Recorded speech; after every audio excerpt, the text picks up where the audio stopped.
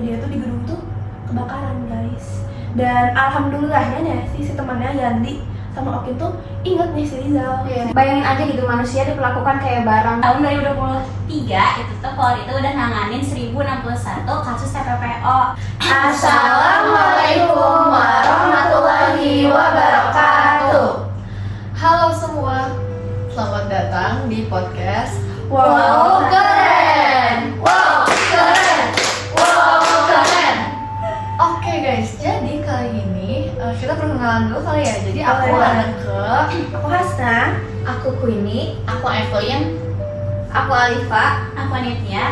jadi kita di podcast ini bakal menyelami sebuah cerita kisah yang cukup menarik, ya kan Queenie?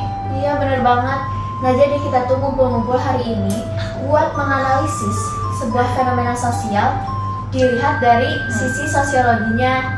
Nah berdasarkan teori-teori yang udah dipelajarin bareng sama Pak Aden.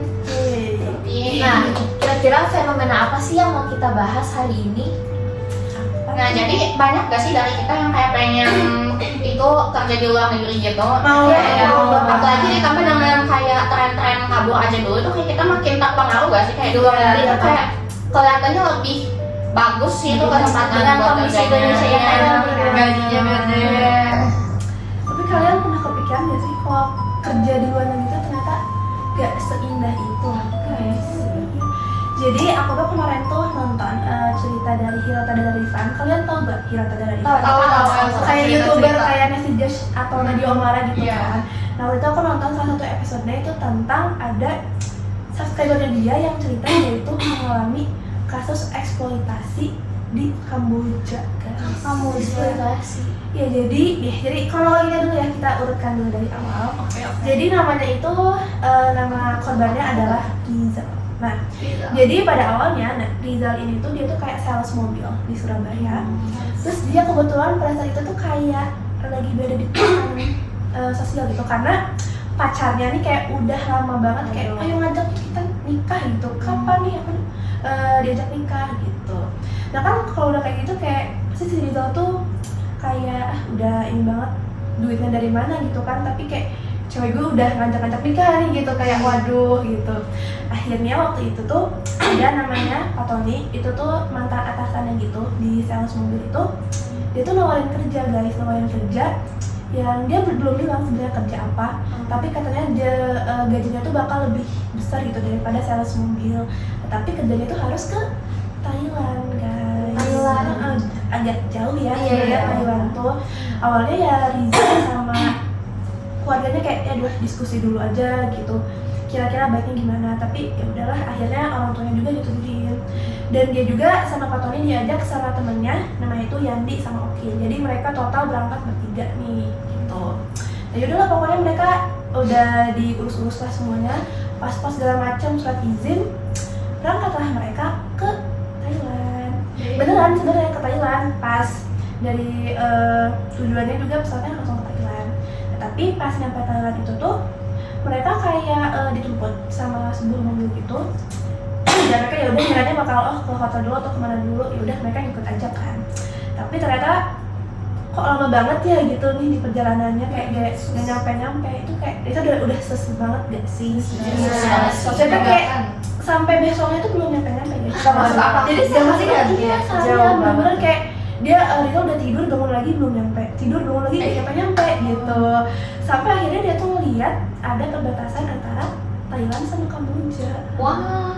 Jadi kita tuh udah masuk wilayah Kamboja guys, dan di perbatasan itu tuh dia tuh kayak ngeliat ada penjaga-penjaganya juga yang megang senjata. Oh. Serem banget gak sih? Dan ternyata dia memang ditipu kerja Kamboja. Jadi dia dibawa kayak ke apa ya, gedung asrama gitu. Dan ternyata dia tuh disuruh kerja jadi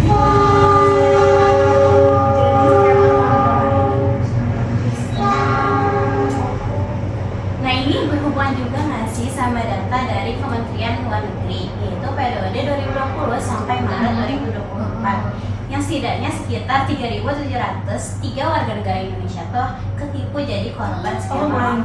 Waduh, banyak juga ya. Jadi Jadi bahkan yang scam juga bisa jadi dia korban. iya bisa. dia pelakunya tapi jadi korban juga ya. Jadi korbannya double. Biasanya kayak gitu. Dan ternyata si Dizal ini tuh ternyata di kantornya itu dia tuh kayak ditargetin gitu loh, buat misalkan hari ini kamu harus dapat 200 juta gitu dari nipu-nipu orang, judi orang. Kalau misalkan nggak nyampe targetnya, dia tuh bakal dibawa ke ruang bawah tanah terus disiksa di sana. Terus itu kayak dicambuk-cambuk, pokoknya kayak disiksa gitulah sampai berhari-hari gitu. Dan si Rizal ini pun pernah mengalami itu gitu, pernah disiksa. Pokoknya dia tuh pada saat itu tuh dia gak nyampe targetnya yang disuruh sama bosnya, dia dibawalah ke ruang bawah tanah itu dan dia disiksa di sana. Dan kata si Rizal ini tuh dia sampai kayak mendengar suara teriakan-teriakan orang, terus kan dia kiranya oh ya udah itu sama gitu kayak aku yang lagi siksa juga gitu kata dia. Tapi ternyata dia tuh baru sadar di hari itu tuh cuma dia doang yang disiksa, yang lain gak ada. Jadi kayak itu suara-suara mistisnya tuh dari mana gitu. Jadi kayak agak horor juga gitu ya. Dan pokoknya sampai ada di mana Rizal ini tuh dibawa ke lantai 5 gitu, dibawa ke sebuah ruangan perawatan gitu, karena kan dia ya udah kayak dia udah disiksa, dicambuk segala macem gitu, udah sakit banget. Tapi waktu itu tuh kebetulan banget mungkin kayak tiba-tiba di kantornya dia tuh di gedung tuh kebakaran guys. Dan alhamdulillahnya si temannya Yandi sama Okin tuh inget nih si Rizal. Jadi dia dibawa kabur tuh lewat belakang. Dan di depan gedungnya itu kayak ada suara tembakan-tembakan gitu. Jadi kayak mungkin itu orang-orang yang berusaha kabur dari kebakaran itu tuh kayak ditembak-tembak. Nah itu kebakarannya sabotase. Nah mungkin tuh salah satu sabotase juga kali ya, biar kayak bisa kabur, bisa jadi gitu. Pokoknya si Rizal ini kabur sampai sama temen-temennya, kabur sampai kayak ke hutan gitu. Dia kayak berhari-hari pokoknya di sana. Dan kebetulan ada juga si pekerja yang dari kantor Rizal ini, tapi dia baik guys, dia cewek. Dia nawarin bantuan gitu. Akhirnya mereka tuh dibawa ke tempat penampungan gitu. Dan akhirnya mereka bisa pulang ke Indonesia. Tapi itu kayak wah serem banget. Tapi itu cuma apa ya, salah satu orang yang berhasil keluar ya, gimana nasibnya kalau Iya, nggak? kalau misalkan Rizal ini gak selamat, wah Iya. dia gak jadi nikah dong. Ya dia beruntung sih. Kasihan banget. Beruntung banget. Ih, ngeri banget ya. Kalau fenomena gini tuh disebutnya apa sih? Fenomena kayak gini tuh disebutnya perdagangan manusia atau human trafficking. Nah, jadi human trafficking ini itu adalah perekrutan atau pemindahan seseorang dengan paksaan atau penipuan untuk tujuan eksploitasi. Jadi cocok ya sama ceritain. Jadi si Rizal tuh dibilang Pak Tony mau kerja ke Thailand, taunya malah ke Kamboja kayak gitu. Terus organnya juga Iya, diambil ya? iya serem banget sih. Itu nggak jadi. Iya. Aduh guys. Iya, takut. Ini takut. Takut banget. Ini takut ternyata konsepnya besar banget ya. Sumpah kayak wah gila sih ini. Semakin besarnya ini tuh ada data dari Bareskrim Mabes Polri sekitar tahun 2023 itu tuh Polri itu udah nanganin 1061 kasus TPPO yang korbannya tuh sekitar 3.361. Banyak juga ya? Dari orang itu ngalamin kayak gitu, ini baru satu orang udah Bisa soalnya kayak bikin kita tahu banget sih. Ini kalau dianalisis secara sosiologi tuh bakal banyak banget sih bahasanya. Pasti. Terus kayak Bener. semua teori sosiologi pasti ada gak sih di situ? Ada, Soalnya kan ada. ini perdagangan manusia. Terus ya udah deh, langsung aja kita recap dari awal. Set Dari gitu. materi awal sosiologi yang pernah kita pelajari. Tapi oke, jadi sekarang kita bakal analisis satu-satu. Yang pertama kita akan analisis kesesuaian dengan teori penyimpangan sosial. Karena pastinya ini yang utamanya adalah penyimpangan ya. Jadi penyimpangan itu adalah perilaku yang gak sesuai dengan norma atau aturan yang berlaku di seluruh masyarakat. Nah, ciri-ciri penyimpangan sosial itu ada banyak. Dan sekarang kita coba analisis nih, kasus ini tuh sesuai gak sih dengan ciri-ciri penyimpangan sosial? Apakah termasuk? Walaupun sebenarnya udah pasti ya. Coba kita secara ya. Jadi yang pertama, penyimpangan sosial itu harus bisa didefinisikan. Jadi harus tahu nih ini tuh nggak sesuai dengan norma apa yang dilanggar. Kalau menurut kalian norma apa nih yang dilanggar? Kesusilaan sih yang pasti. Iya itu pasti. Tidak manusiawi. Terus yang kedua apa? Hukum.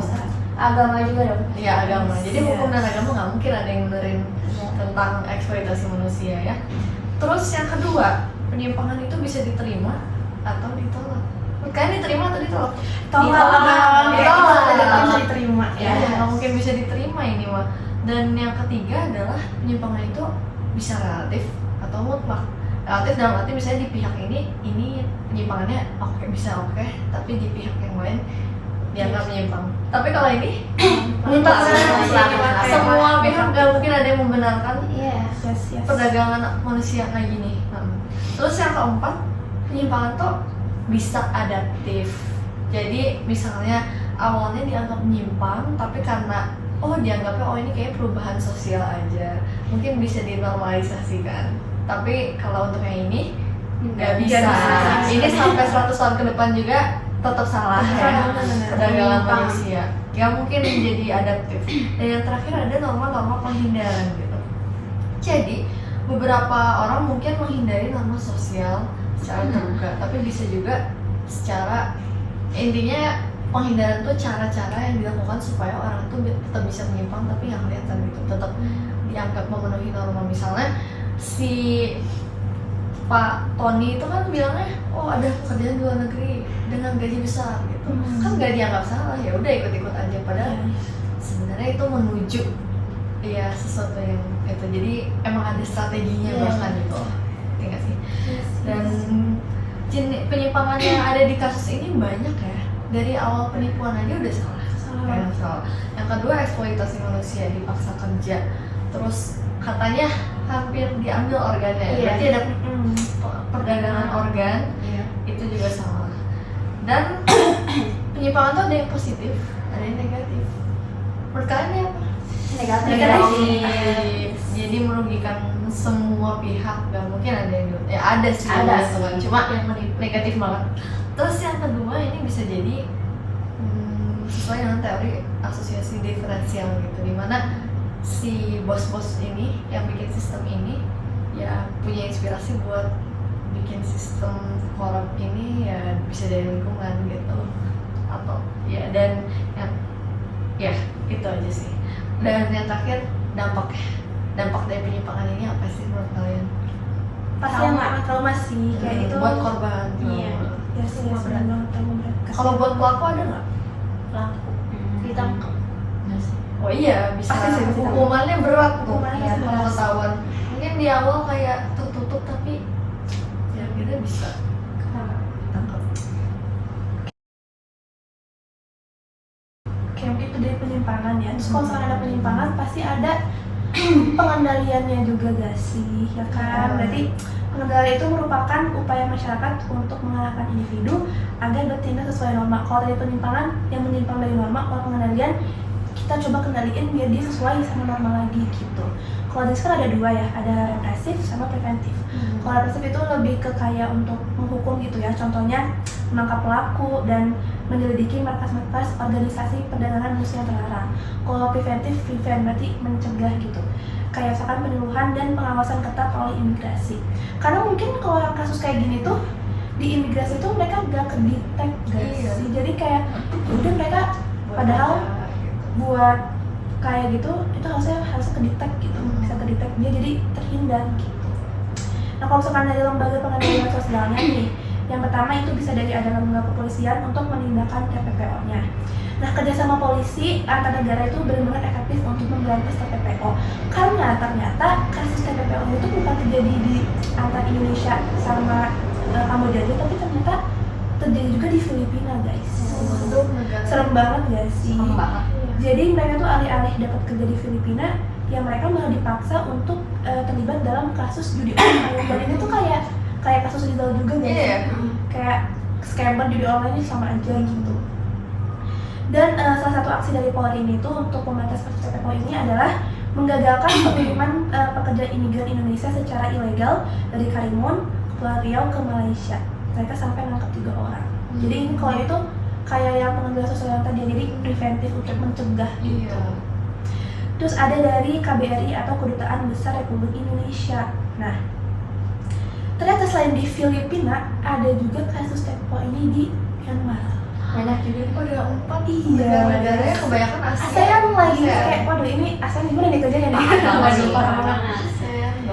Nah berdasarkan laporan dari pihak KBRI serta Bareskrim Polri terhadap WNI yang akan dikembalikan ini, modusnya juga pekerja ilegal sebagai operator judi online. Jadi kayak modusnya tuh mirip-mirip gitu, Iya, kayak judi polanya online, sama. scammer online gitu, polanya sama gitu.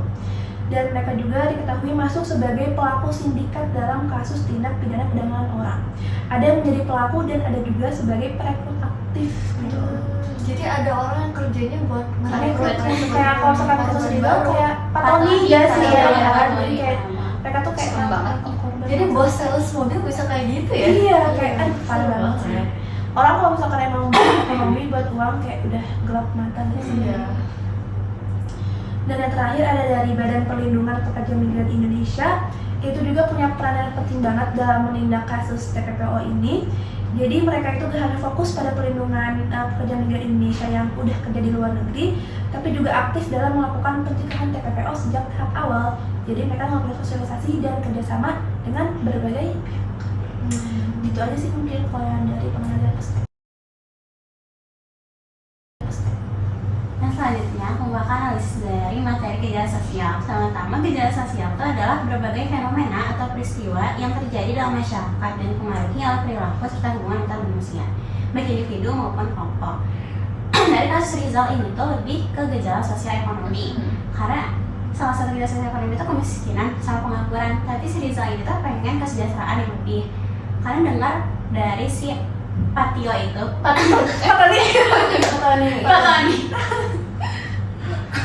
ya dari si Patio itu katanya bakal punya gaji yang lebih besar. Iya. Padahal kan dia udah kerja juga kan sebagai sales mobil, yang dimana gajinya juga kan kayak lumayan lah bisa buat memenuhi kebutuhan hidup. Iya. Tapi dia malah pengen yang lebih. Iya. Sehingga tuh ada tekanan, emang ada tekanan dari pasangannya yang pengen cepat-cepat nikah. Tuh. Gejala-gejala ini tuh memicu masyarakat yang mudah tergoda dengan gaji yang lebih besar. Itu kasus makro karena lintas negara. Kenapa lintas negara? Yang tadi awalnya Pak Tony yang nipu Yandi, Okin sama Rizal yang nawarin sebenarnya awalnya buat kerja di luar negeri. Yang itu dimana udah termasuk lintas negara. Sama kasus Rizal yang menjadi scammer online di sana di Kamboja yang nipu dari berbagai negara.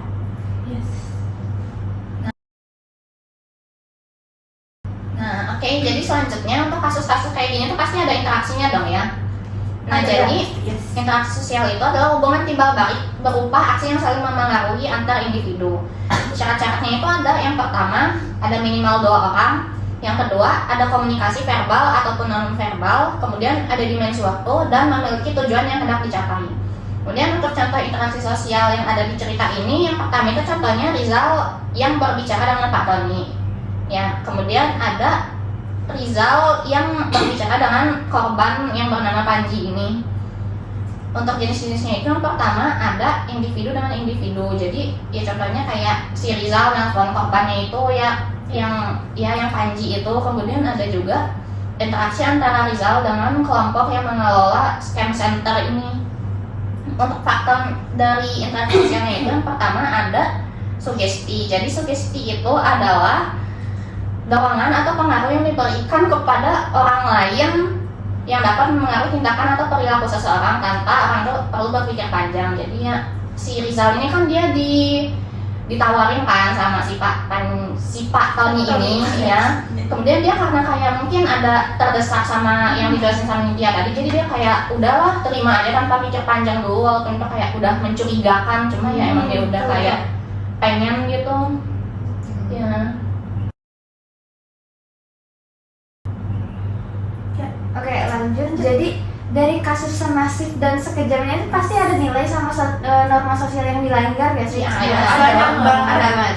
Di antaranya itu yang pertama ada nilai sosial yang dilanggar itu ada kemanusiaan. Nah, bayangin aja gitu, manusia diperlakukan kayak barang, diperjualbelikan, dipindah barang, dipindah tanganin kayak barang gitu. Kayak nggak ada harga dirinya gitu nggak sih? Iya kan? Terus yang kedua itu ada kejujuran. Nah, di balik semua itu tuh ada sistem kerja yang penuh tipu-tipu gitu, kayak ada kebohongannya, terus juga penipuannya dan janji palsunya gitu. Jadi ya udah sistemnya udah busuk dari dalam gitu. Terus juga kalau misalnya ngomongin tentang norma itu pasti ada tingkatannya kan. Ini tuh udah masuk ke tahap yang tata kelakuan atau mores. Jadi kalau misalnya dilanggar tuh ya pasti dapatnya tuh sanksi yang sangat berat. Berat banget itu sih. Terus juga ada norma sosialnya, itu yang pertama itu ada norma agama. Jadi kita tahu kan kalau misalnya di agama tuh hal-hal kayak gitu pasti nggak dilarang. Ya. Terus ya semua agama tuh pasti melarang penipuan, penyiksaan, dan juga perdagangan tubuh manusia. Misalnya itu ada dalam Quran surat Al-Maidah ayat 32. Barang siapa membunuh seorang manusia tanpa alasan, seolah ia membunuh seluruh umat manusia. Jadi sama aja kalau misalnya kita membunuh satu orang, itu sama aja kita membunuh semuanya gitu, semua umat manusia. Terus juga kalau misalnya di norma hukum itu ada Undang-Undang Nomor 21 Tahun 2007 tentang pemberantasan TPPO, bahwa perdagangan orang telah meluas dalam bentuk jaringan kejahatan yang terorganisasi dan tidak terorganisasi, baik bersifat antar negara maupun dalam negeri, sehingga menjadi ancaman terhadap masyarakat, bangsa dan negara, serta terhadap norma-norma kehidupan yang dilandasi penghormatan terhadap hak asasi manusia. Itu benar banget sih tentang jaringan kejahatan yang tidak terorganisasi. Iya. Intinya sampai bisa terbang ke sana. Iya. Dia udah pakai mobil gitu. Itu udah. Dan kayak si Rizanya itu kan nggak berekspektasi bakalan Iya. Terus juga ada di pasal 124 ayat 3 UU Kesehatan. Organ dan atau jaringan tubuh sebagaimana dimaksud pada ayat 1 dilarang dikomersialkan atau diperjualbelikan dengan alasan apapun. Terus yang terakhir itu ada norma kesusilaan. Nah, penipuan untuk merugikan orang lain dan eksploitasi terhadap sesama adalah pelanggaran terhadap rasa kemanusiaan. Ya, kita semua udah pasti tahu. Iya. Jadi kayak kesimpulannya pelanggaran seperti ini tuh kayak udah merambah ke mana-mana ya, tentang agama, terus juga kesusilaan sama hukumnya juga. Nah, terus yang terakhir itu adalah lembaga sosial. Sebenarnya sudah kita selipkan ya di bagian pengendalian sosial. Jadi lembaga sosial ini fungsinya itu untuk mencegah terjadinya eksploitasi manusia. Contoh lembaga sosial itu kayak misalkan lembaga hukum, kayak polisi ataupun pengadilan. Terus juga ada lembaga keluarga. Ya, kita kan udah tahu ya dari lahir itu kita pasti pertama kali mendapatkan edukasi itu dari keluarga kan. Ya, jadi kayak misalkan pelaku tindak kejahatan ini tuh gimana gitu keluarganya, kita mempertanyakan dong kayak kenapa bisa sampai membentuk seorang manusia yang seperti itu. Juga kita tuh harus peduli gitu sama keluarga kita. Kalau misalkan dapat tawaran pekerjaan dari luar negeri itu jangan langsung dipercaya, kita juga harus bisa menjaga keluarga kita sendiri gitu ya. Terus juga ada lembaga pemerintah, contohnya itu kayak Kementerian Hukum dan HAM, terus Kementerian Luar Negeri, dan BP2MI seperti yang udah dibahas di pengendalian sosial tadi. Terus juga ada lembaga pendidikan kayak sekolah gitu ya. Pasti kan di setiap negara ada dong sekolah. Jadi setiap orang itu pasti sudah berpendidikan dan sudah tahu mana yang baik dan mana juga yang buruk gitu. Yang terakhir ada lembaga sosial lainnya itu seperti non-governmental organization kayak Migrant Care, International Organization for Migration, dan Komisi Nasional HAM. Yang tadi yang di bawah tadi. Iya, jadi kayak International Organization for Migration itu adalah kayak organisasi di bawah PBB atau United Nations. Dia itu ya bisa berperan juga gitu dalam pencegahan TPPO ini. Kenapa? Karena kayak tadi itu contoh yang hampir mau, dia ada salah satu orang Indonesia yang sebelum dikirim secara ilegal dari Karimun dan itu udah ditangkap duluan gitu. Dan itu kan biasanya proses lintas negaranya itu kan pasti melibatkan migrasi gitu. Jadi ya mungkin bisa diselidiki tiap orang yang mau pergi buat apa tujuannya gitu. Kayak berperan penting juga migrasi itu. Wah, ternyata kalau dianalisis secara rinci itu sesuai banget ya peristiwa ini sama teori-teori sosiologi yang udah kita pelajarin. Benar banget. Iya. Tapi balik lagi kita tuh nggak bisa nutup mata karena banyak WNI yang udah jadi korban. Bisa jadi kita yang jadi korban selanjutnya. Jangan sampai sih ya. Jadi kalau mau kabur aja dulu, kaburnya juga cek aja dulu. verifikasi ini bener gak nih gitu. Karena kadang-kadang kalau sesuatu yang instan gitu kayak terlalu mudah tuh biasanya agak kayak mencurigakan. Jadi kamu harus cek, jangan sampai terlibat sama yang kayak gini gitu. Oke, benar banget. Jadi pada intinya podcast ini tuh bukan buat nakut-nakutin ya, tapi justru buat kita jadi lebih aware gitu sama kasus-kasus kayak gini. Jangan sampai nih kita, teman-teman kita, keluarga kita tuh kena juga nih kasus-kasus yang kayak gini, karena kasus perdagangan manusia kayak gini tuh bukan hanya pelanggaran hukum tapi pelanggaran terhadap nilai-nilai kemanusiaan juga gitu kan. Nah, terima kasih sudah mendengarkan episode kali ini. Jangan lupa share video ini ke orang-orang terdekat kalian ya, supaya mereka bisa terhindar itu dari kasus-kasus kayak gini, kan kita gak mau juga. Nah, oke. Sampai jumpa di episode selanjutnya. Stay safe and stay away.